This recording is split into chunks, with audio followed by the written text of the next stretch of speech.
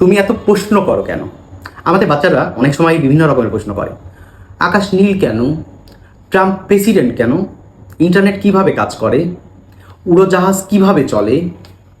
অনেক রকমের প্রশ্ন না, অনেক অদ্ভুত অদ্ভুত।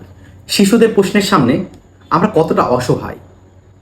ওরা এত এত অদ্ভুত প্রশ্ন করে, সেগুলোর উত্তর অনেক সময় আমাদের নিজেদেরই জানা থাকে না। আমরা নিজেদের এই অক্ষমতাকে আমরা কিন্তু বাচ্চাদেরকে থামিয়ে দিই ধমক দিয়ে, যে এত প্রশ্ন করো কেন, বা তোমার মাথায় এত প্রশ্ন আসে কেন। আমরা ওদেরকে ঝাড়ি মেরে বসিয়ে দিই যে এই এত প্রশ্ন করো না, থামো তো, নানান কথা বলে ওদেরকে আমরা চুপ করানোর চেষ্টা করি। ওরা কিন্তু অনেক সময় ভাবে বা প্রশ্ন করতে গেলে কিন্তু তখন ওদের মাথায় চিন্তা আসে যে বড়রা কি আমার কথা বুঝবে, সেই জন্য কিন্তু ওরা আবার প্রশ্নই করে না। আলবার্ট আইনস্টাইন বলেছেন, আপনি যদি একজন 6 বছর বয়সীকে কোনো বিষয় সম্পর্কে বোঝাতে না পারেন, তাহলে আপনি সেই বিষয়ে নিজেই বুঝেন না। তাই তুমি বুঝবে না বলার আগে নিজেকে প্রশ্ন করুন, আমি ঠিকমতো বোঝাতে পারছি তো? শিশুর মধ্যে প্রশ্ন করার প্রবণতা তার বুদ্ধিমত্তা ও সঠিক মানসিক গঠনের প্রধান লক্ষণ।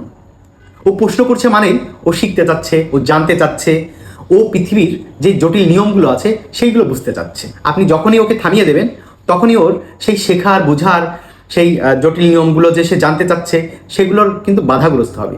সে কিন্তু ডিমোটিভেট হবে এবং আগামীতে সে কিন্তু আর প্রশ্নও করবে না, আর জানতেও চাইবে না। আমরা অনেক সময় বাচ্চাদেরকে ক্লাসে যখন ওরা বিভিন্ন বিষয় নিয়ে আমাদেরকে প্রশ্ন করে, অনেক প্রশ্ন আমাদের কাছে মনে হয় যে এটা অযৌক্তিক প্রশ্ন, কিন্তু ওই শিশুটা ওই বিষয়টা সম্পর্কে বুঝতে চাচ্ছে বলেই তো সে আমাকে প্রশ্ন করছে। সে ওই বিষয়টাকে জানে না বলেই তো সে আমার কাছে প্রশ্ন করছে। কিন্তু আমরা অনেক সময় আমরা সেই ধৈর্যটা দেখাই না। আমরা কি করি, আমরা ওকে ধমক দিয়ে থামিয়ে দিই। তার জানার যেই আগ্রহটা বা যেই জানার জগৎটা, সেটা সেখানেই কিন্তু লক হয়ে যায়। সে কিন্তু সেখান থেকে আর এগোতে পারে না। তাই আমরা আমাদের ভবিষ্যৎ প্রজন্মকে যদি জানাতে চাই, বোঝাতে চাই এবং ভালো করে যদি বেড়ে ওঠাতে চাই, এই পৃথিবীতে তার যে বিচরণটা সেটাকে যদি স্মুথ করতে চাই, তাহলে তাকে কখনোই প্রশ্ন করা থামানো যাবে না। আরও উৎসাহ দিতে হবে যে তুমি প্রশ্ন করো, তুমি আরও জানতে চাও। সেই মনের জগৎটাকে খুলে দিতে হবে, তার কল্পনার শক্তিকে বৃদ্ধি করতে হবে। আর এই কল্পনা শক্তি বৃদ্ধি হবে কিন্তু প্রশ্ন করার মাধ্যম দিয়ে। শিশু যদি আমাদেরকে কোনো প্রশ্ন করে, যদি আমরা সেই উত্তরটা নাও জেনে থাকি, আমরা শিশুদেরকে একদম সত্য কথা বলি, এই প্রশ্নটার উত্তর এই মুহূর্তে আমার জানা নেই, আমি জেনে তোমাকে আগামী দিন জানাবো বা পরবর্তী সময় তোমাকে জানাবো।